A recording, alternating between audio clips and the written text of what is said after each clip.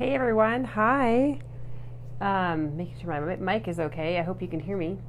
So I wanted to share with you, I love this saying, is that the greatest danger to being in the flow is the feeling or the sense that we are not enough.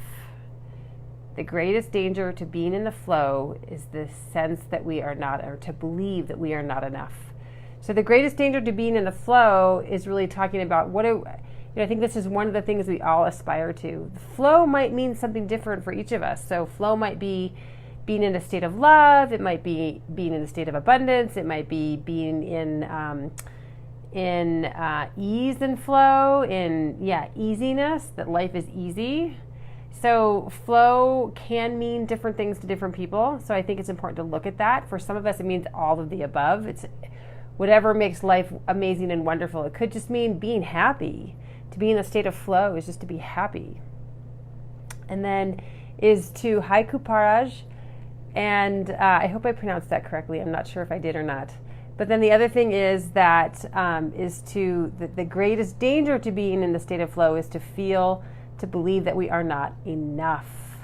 That is the number one thing that gets in our way from being in a state of flow. Absolutely, hands down. And it is probably the most chronic condition that I see. So I work with people of all different kinds of people. Hi, Andrea. I work with all different kinds of people, and it's a chronic condition, I will say, the not enough condition of where even if we're not aware of it, most people I know and meet with are challenged by this undertone. So for some people it's really clear, and for other people it's an undertone of feeling like they're not good enough. And that is what's keeping us from having this life of abundance, this life of ease, this life of love and ease and flow in their lives. And so we really need to grapple with and work on this state of feeling like we are not good enough.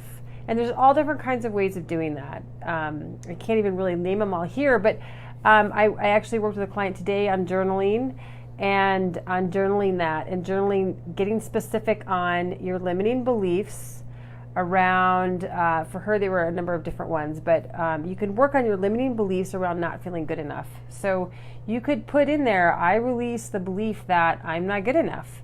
I release the belief that I'm not good enough. I release the belief that I'm not good enough. And then you could flip it after that and say, I am so happy and grateful that I know and believe that I am perfect for this world, or I am good enough. I have everything I need. I am full of wisdom. I am a powerful human being. You could add to it whatever you want to, whatever angle you want to, and work on that every single day, and every in a bunch of different angles, I would say, and see what's working for you or not working for you. See where you feel it feels tight.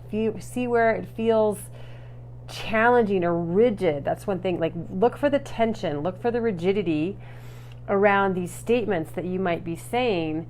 That I release the belief that I am not good enough. I release the belief that I am not powerful. I release the belief that I can't do things well enough. I release the belief that I am not worthy of being loved.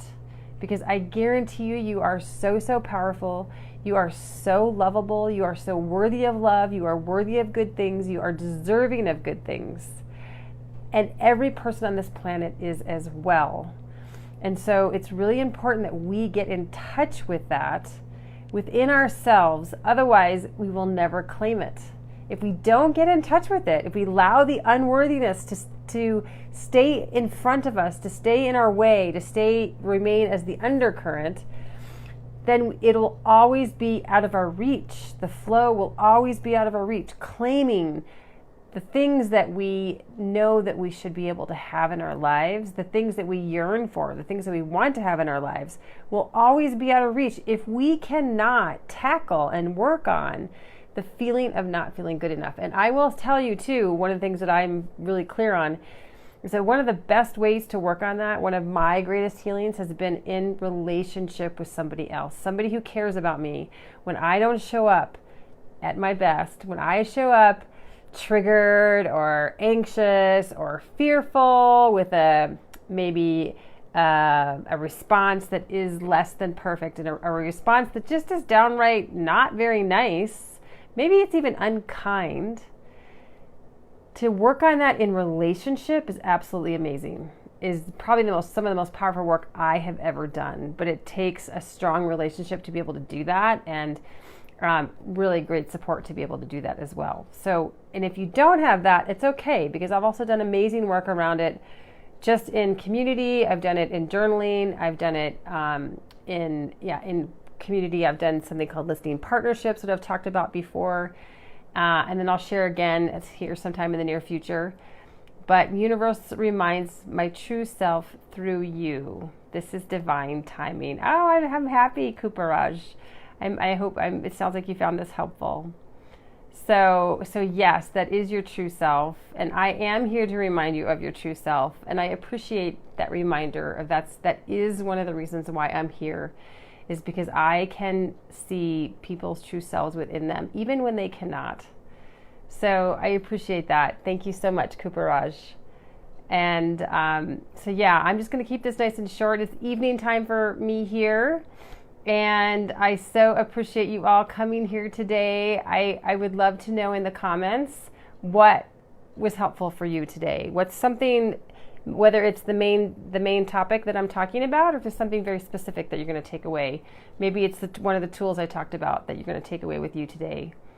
So thank you, everyone. I hope you have a beautiful, amazing evening or day, and we'll talk again soon. Hi, Daisy. I am signing off right now, so you can just watch the replay. All right. Pleasure too, Kuparaj. Bye.